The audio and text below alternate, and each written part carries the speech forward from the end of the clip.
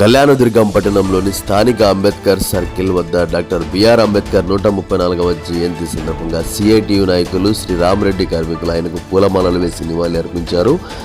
అనంతరం అక్కడ వారు సిఐటియు జిల్లా కార్యదర్శి అచ్యుత్ ప్రసాద్ మరియు ఇతర నాయకుల ఆధ్వర్యంలో అక్కడ నిరసనను వ్యక్తం చేశారు. శ్రీ రామరెడ్డి తాగునీటి కార్మికుల పెండింగ్లో ఉన్న జీతాలు పిఎఫ్ చెల్లించాలని అధికారులకు విన్నవించిన స్పందన కరువు కావడంతో కార్మికులు సమ్మెబాట పట్టారు. ఒకవైపు సమ్మె చేస్తుండగా కార్మికులు ఇబ్బందులు ఎదుర్కొంటున్నారని, మరోవైపు కళ్యాణదుర్గం నియోజకవర్గ వ్యాప్తంగా కూడా నీరు అందక గ్రామాలలో ప్రజలు ఇబ్బందులు పడుతున్న అధికారులు మాత్రం తమ సమస్యను పరిష్కరించడానికి కృషి చేయకపోవటం బాధాకరమని, ఆ విషయం నేడు అంబేద్కర్ గారి జయంతి సందర్భంగా మా ఆవేదనను ఆయన ముందు ఉండి నిరసన ద్వారా తెలియజేస్తున్నామంటూ వారు ఈ సందర్భంగా తెలిపారు.